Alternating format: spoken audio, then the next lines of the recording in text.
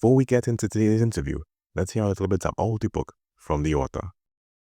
My name is Allan Rai, and I'm the proud author of Breath of Resilience in the Face of Death, a survival story based on real-life events during the pandemic.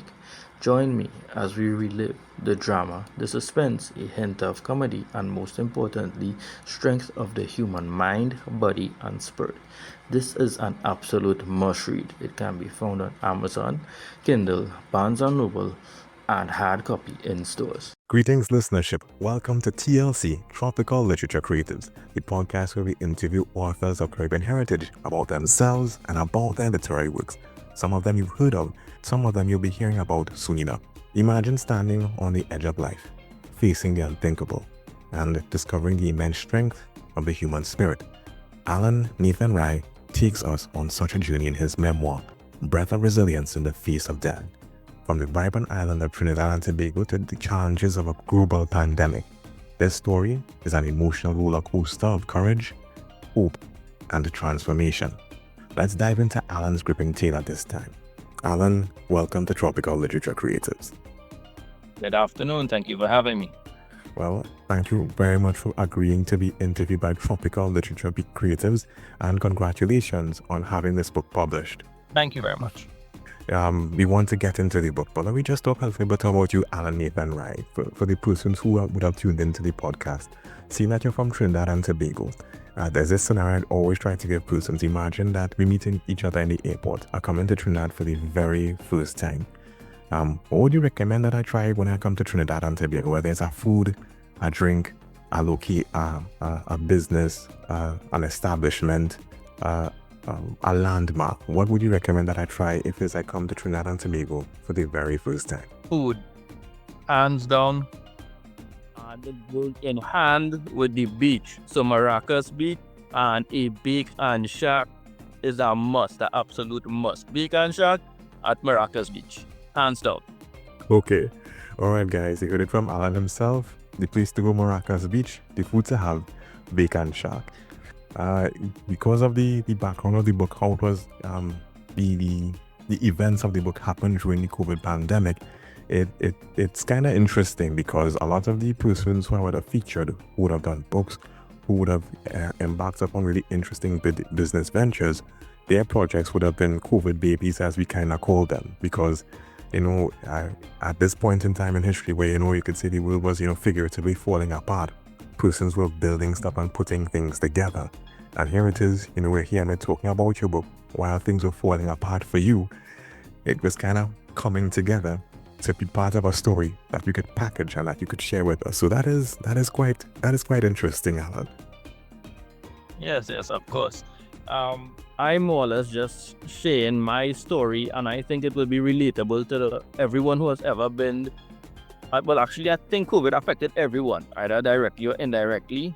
And I think that my story more or less gives a bridge of the healthcare system and the point of view as a patient, what the patient went through, and that's what more or less gives the story some merit. In terms of your book, let me talk a bit about, let me take a step back, because I know that obviously, coming from Trinidad and Tobago, obviously that gives you like a unique perspective on a lot of things. Obviously, the book that you would have written. As you revisit and as you were putting this book together, it would have been a challenging situation. I mean, some of the parts may have been painful, and some of them might have been probably humorous when it is that you were revisiting them. When you look back on it, do you think it was worth it to put this book together, or was it better to just forget everything and just move on with your life? I took this book as a lesson. Now, I would openly say that I do not regret what happened to me personally. My scenario, I should say, it humbled me. It broke me down to mere nothing at a point where only my mind was working. No part of my body, not my arms, my feet, I couldn't breathe on my own. So with that now, I was deep in thought. And because of that, it gave me a sense of appreciation of what a lot of us take for granted, simple as our health, and to believe how beautiful one's health is. But so much of us take it for granted. and also the people in our lives and the opportunities that were presented with us throughout our lives that we often take for granted, that more or less gave me a awakening, I should say, that to appreciate everything, and the people are not more materialistic, but more of what you can't buy, like someone genuinely loving you, caring for you, checking for you, whether it's friendship or a spouse or whatever it may be. You can't pay for that kind of love. It's priceless to me. So I would openly say I do not regret it. Everything happens for a reason, and this was the lesson I learned.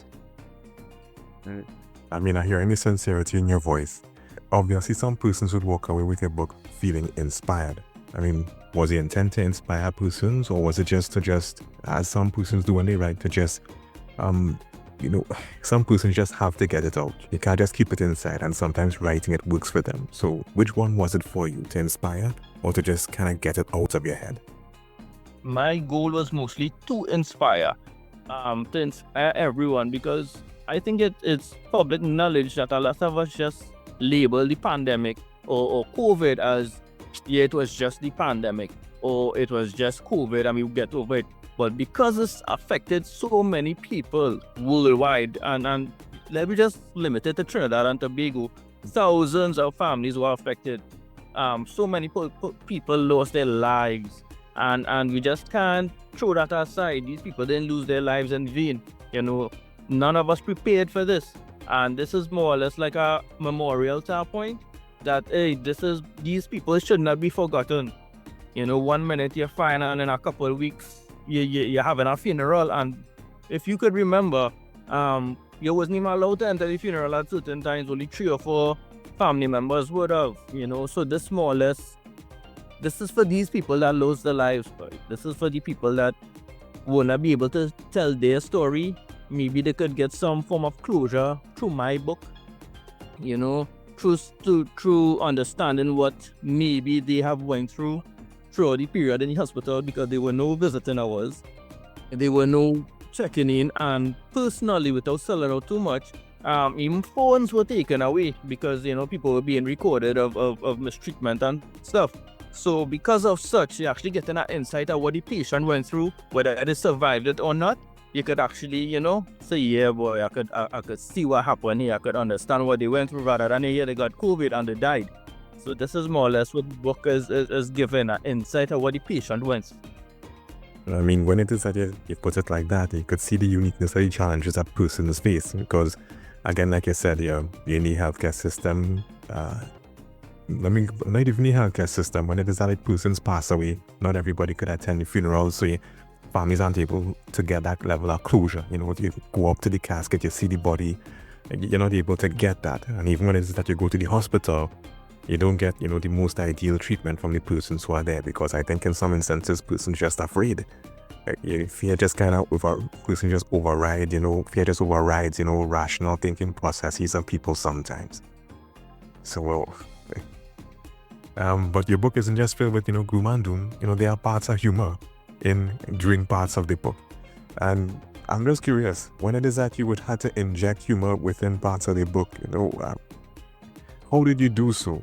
Was it a matter of just, as much as you could have, or you had to kind of try and find the balance between making things as factual as you could have thought, that as factual as they could have been, bringing to light the gravity of the situation, while at the same time, making it, palatable for the persons who are reading it as well? Was that something you had to consider in your writing? Actually, everything was on the spot. I have remembered just a simple scenario. I would laugh at almost the most serious situation. This is how I deal with trauma, believe it or not.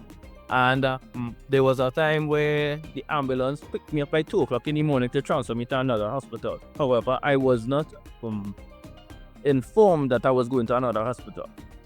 Right, so they just put me on a wheelchair and pushed me in another ambulance. Now, this is not the normal ambulance. This is the ambulance that looks like a small maxi, right? And it heavily tinted, no information, and an oxygen tank hooked up to my face 2 o'clock in the morning. So the first thing comes to my mind, and this is I think is humor, and I actually told the driver this. I really hope all you're not going to go with my organs, like, oh gosh, I'm fighting for my life already. So I was like, They're fighting for my life while they're really looking to go with my organs. And I started to laugh to No, we on. I could even laugh because I have the oxygen mask. I just put it up halfway and I was like, I really hope they're not going to go with my organs. And the driver, well, happy the other person with him, where this man supposed to be going, and that's where they called it patch and they decided, okay, he going to this other hospital. But this is just a simple humor, a situation that played off. no, I mean it's funny, but at the same time it's not funny at the same time. But you know, yeah, we get it. We get it. I mean, did you ever see yourself as a writer? Believe it or not, no. Like, at no point in time, I said, you know what, Alan, you're going to be a writer. So if you asked me this 3-4 years ago, I would have probably laughed. But because of the scenario, when I came back and I told everyone my story, like I told a lot of friends, family, and strangers, my story, it hit everybody, but it touched everybody. Some people started to cry while I talking because it's relatable. I mean, that's for me personally, you know, but because of the loved ones that they probably lost or what they went through themselves. So, you know, I was like, you know what, Alan, maybe this is your opportunity to share this story and it could help people. It could motivate people not to give up no matter what. And could be different from COVID. This could be anybody who has ever been anything in the hospital, who going through any kind of situation in the hospital, to give up that kind of way. Because again, not to sell out too much from the book, but my parents was called on multiple occasions saying to prepare for the worst, he is not going to make it. You know, like the doctors called, well, okay, well, prepare for the worst, he might make it 3 days again. Like, this is the kind of phone calls my mother was getting. So, you know, I am here to walking and I'm talking and I'm rapping. So it's a book of never give up, and that's where the word resilient came from, your mindset and the push, just because a doctor say you can't make it, that don't mean you have to give up. You know, you go with God and go with that direction as strong as you possibly can, and what's to be will be. Okay. Talking to you, it sounds like you had there's a word that keeps on coming up, resilience. So I have an idea that you're a person who is of strong mind. For person, well, I'm not too sure if it came as a result of your experience and, you know, being bedridden and so on, or if it happened before. But for a person who may be listening to this program and may want to, let's say, build their resilience, what advice would you give to them other than reading your book, of course? Trust the process. It sounds simple, but it has so much meaning. Trust the process. Don't look at every lose as a ultimate lose. Look at it as a lesson. Try to get as much out of it as possible, and do your part. Just to be as genuine as you possibly can, and everything will work out in your favor. Well, let me talk about a bit of your journey as an author, because you said you never saw yourself as a writer yet. I mean, we're talking about your book. As you look back on things and as to how the book came together, whether it be putting in notes, whether it be having it written, whether it be going through an editor, having the book published, when it is that you look back at the entire process, one, is there anything that you would have done differently? And two, what lessons or takeaways can you have from the process that you can share with us? My process, believe it or not, was a bit challenging. As I said, I have no experience being an author before this book, and I reached out to so many editors, and I got so many no's, and I was told that this is not for you. That's not a good story. I was told that this is for rich people, believe it or not to discredit anybody, I guess that's their opinion. I was told so many, you can't do this, you have no experience in it, and I was like, okay, no problem. And I was like, okay. And I started to reach out to Nalis, I started to reach out to Bookus, I started to reach out anything that book related. In bookstores I used to walk into and ask for advice. And I actually went to a class called Writer Series with Miss Marsha Gomez, and she assisted me a lot with the writing. I did videos telling the book, the story as strictly as how it is. I made videos on it, they never published it or anything, and then I actually structured the book exactly how I wanted it to be. So how I made the video, like how we having a conversation here, I made videos telling what happened, chapter 1 this happened, chapter 2 that happened, and then I put writing. And from there now, I reached out to so many people if don't know anybody who could edit or who could proofread and help me and whatnot. And that is where I met Miss Latoya Roberts, where she assisted me with structure in the book. So I already had my story, how I wanted it, and she's like, okay, this is tips you might need. This you might need to cook, you could try that. If you do this, you might get sued, so let me don't do that. Like, you know, she give me the tips on that kind of way. And so she was like my writer's coach. So I wrote the book, I edited the book, I do my part, and she more or less proofread it and gave me tips and curve the book, give it some polish, I should say. And a year after, that was it, because I gave myself 1 year to start and finish the project. And with what power I did, started in January, finished in late November. Right. A lot of persons, I actually interviewed an author today, and her book was 15 years in the making, and here it is, you're telling me you did it in 1 year. Yeah. The Marsha that you were talking about, is it Marsha Gomes McKee? That's her name, correct. Right, Gomes. right, yeah, and it was sounding familiar. It's just so the thing on here is Gomez, but it's Marsha Gomes, correct. All right.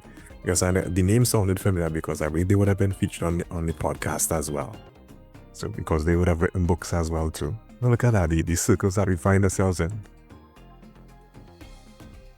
So in terms of writing, she was a coach as well. I went several classes to learn on books. So she was a very important person in the building and the execution of the book. Okay. And the way that you described it, it sounded like self-publishing was your only option, because the other options, it didn't sound like they were working out for you. It truly was. Again, not to bash anyone, but it was not welcoming. It was not encouraging. Is this not for you, more or less? Or print as much books as you could and hope it sell. And we wish you the best. We could just print it for you. That was more or less the options I had, unfortunately, locally. So okay. Wow. Recently you had hosted a book launch. Can you tell us a little bit about the book launch itself and what went into the preparation for the book launch? Sure, no problem. Okay, so fun fact, a little bit of a backstory about me. A few years ago, I was a party promoter, believe it or not. A few years ago.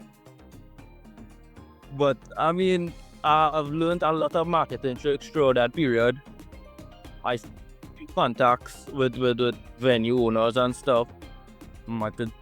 So that gave me a little bit of a foundation to work with. I must admit I do have a strong support system regarding the friends and family members. So it was just more or less to find a good location and to just invite everyone. And everyone else showed up and they gave so much positive energy. It was so much full of love. I actually had the launch in a brand new restaurant in Six Plaza. Yeah, Chemist Cream. They opened like a week before, and I asked them if I could have done the launch here, because a lot of places they were a little bit shaky with the amount of people I wanted there and stuff. And they were really, really wonderful, welcoming the section of half of the restaurant for me. So all this I will always be grateful for. So thank you, Chemist Cream, if you ever hear this. But other than that, the support system was wonderful, I must say. Regarding social media marketing and Amazon and stuff, Latoya assisted me with such, because again, I had no experience with that. Local marketing was all me. However, for like Amazon and putting it on Barnes and Noble and all these kind of stuff, Latoya assisted with that. Okay. And we're glad that everything seemed to come together, because from the origin of the book, for you going and trying to get it put together and not getting the most favorable responses, we see that, the persons in your circle assisted you in getting you to where it is that you are, where the book is concerned. Seeing that you've gotten the book published and it's out there right now, what has the general feedback been like? Actually, almost every person read the book so far, and a lot of my friends are burnt. So if they say not good, I will accept it as constructive criticism. And a lot of people say, as soon as they start to read it, they can't put it down. They want to know what happened next. Because, as I said, it is an emotional roller coaster. 1 minute is a high, a dip. You want to know what happened here, boy, how that happened, this really happened, and it leaves a lot of suspense. It has a lot of heightened in drama. There is heartbreak in it. I did include a little bit of my love life in it. So a little for anybody who want to read. There's a lot of appreciation. There's a lot of winning as well. There's a lot when you think everything would be good, something bad happened. So a lot of people said they couldn't put down the book. They couldn't. They absolutely couldn't, because they just want to know what happened next. And that to me is one of the biggest compliments I could have had. Just a side story, a friend of mine, she don't even read books. And she said, boy, I started to read the book. She carried the book on the beach to read with her friends. She said, while I'm lying, and she sit down reading out the book because she want to know what happened next. And that's a huge compliment for me. Like, people just sending pictures and where they're reading it, wherever in the office or wherever for the lunch break. And I was like, wow, that's actually entertaining. It's compliments I must have. Up to now, I've yet to have any bad review, anything. Everybody just said it's a well-written book because it's relatable and it's real life. So with that, I am grateful. Has anyone approached you about any speaking engagements? Because usually, from my, interacting with persons, when it is that the response is the way that you describe it, persons want to hear more about it from the author themselves. I mean, has anyone approached you just yet? And if it is that you are approached, would you accept it, and how will you feel? Actually, I was on TV6 morning show for an interview. They heard about the book because of the book launch.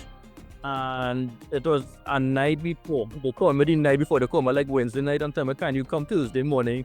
We interested in hearing about your book, Reach. I said, bet I'll come in. But like, how opportunity to be on television. This is a full-time experience for me. I did that. I think I had a good interview. I was told that everything went well. So thank you for TV6 giving me that opportunity. Just last week, the 30th, I believe, right before the new year, I was featured in the Express newspaper. And I was like, what? This is crazy. It was a simple phone call. The person asked about the book and asked me several questions and said if it's okay, they could interview me via phone. I was like, of course. And similar like how you and I having a conversation, 3 days later, a whole page in the People Express. So we put it the People's Express. Because I mean, like, what?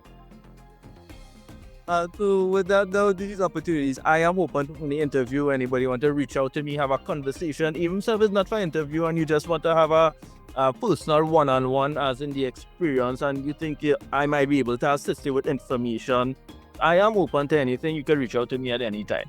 Okay. Books of this nature usually aren't, accessible to persons. If it is that, let's just say a secondary school or library wants to get a copy of your book to put there, so persons could, go through it as well. What would your thoughts be about something like this? I am very open to it. As I was saying, it is a friendly book. It have no obscenities or anything bad. I think it's good for most ages, from a teenager come up.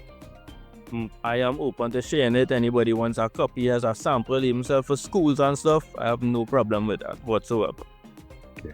And most of the feedback that you've gotten are like within like the Caribbean or so. Has anyone outside of the Caribbean approached you about your book?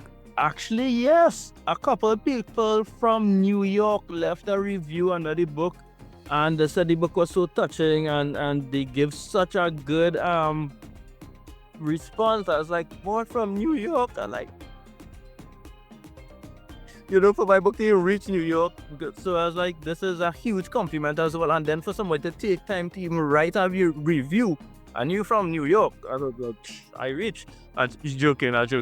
But always feeling like a foreigner, not just a local person, but a foreigner appreciated the effort and the work and the story. That's an incredible compliment and accomplishment in my opinion.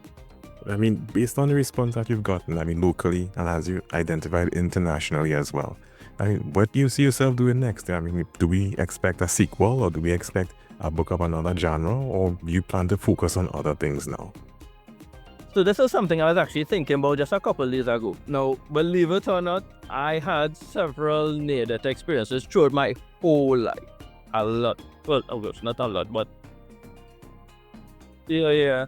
I had a few, probably like 4 or 5, and I was considering doing like short stories. However, I'm also a romantic at heart, and I wanted to do romance, like break off and go into like, I know, a nice little romance story. I like the love vibes, I like the, and it's something to think about. Maybe in the coming weeks, I will make up on my what direction I'd like to go, but there will be another book. There will be, however, I just have to wait to find out what direction I'll be going. Depends on the response. If people want to how much time I almost die, or they want to hear about my love life. So we see how that goes. No, I think that would make such an interesting story, whether it is you choose for it to be a series of short stories, or that they be standalone books as well. Each book it could be read in any particular order, but just it centers around like your near-death experiences. Not meaning to sound morbid, but sometimes when it is that you hear about some of the things that persons go through, you learn from it to sometimes not make the mistakes that they did. So I'm just throwing that out there. But it sounds entertaining all the same. It is. Both are very entertaining. Okay, well, we're about to wrap up the interview. Do you have any thoughts or words to leave with persons listening right now? I'd like to leave a message for potential authors. Don't let anybody tell you no. Once you believe in your story, share your story. However way it come, I am sure it is incredible in its own right. Share your story, because every single human being out there have a story to tell. They just may not have the opportunity to tell it. So I am saying, if you write, share your story, no matter where you want, you share your story. That is the best message I could probably send to future authors or to anybody who's listening. Just share your story. Okay, all right, well said, Allan. And in terms of your book, if it is actually wanted to get copies, where can we get that? You can get hard copies from me directly, or by the end of January, it should be in a lot of bookstores. I can't give you exact bookstores just as yet. However, you can get a soft copy on Amazon or Barnes & Noble. All right, great. Allan, thank you for sharing your incredible journey and the lessons you've learned along the way. To our listeners, remember, life's challenges may test us, but resilience and hope, as Allan describes, will always carry us through. Until the next time, stay inspired. Allan, thank you very much for agreeing to be interviewed today. For having me. Okay, it was our pleasure. And that's a wrap on this moving episode of Tropical Literature Creatives. Huge thanks to Allan Nathan Rai for sharing his journey from near death to new life. Remember, TLC is your space to be in the know. Help us hit 500 followers in 2 months. Your support uplifts Caribbean authors. Follow, share, and stay lit with Tropical Literature Creatives.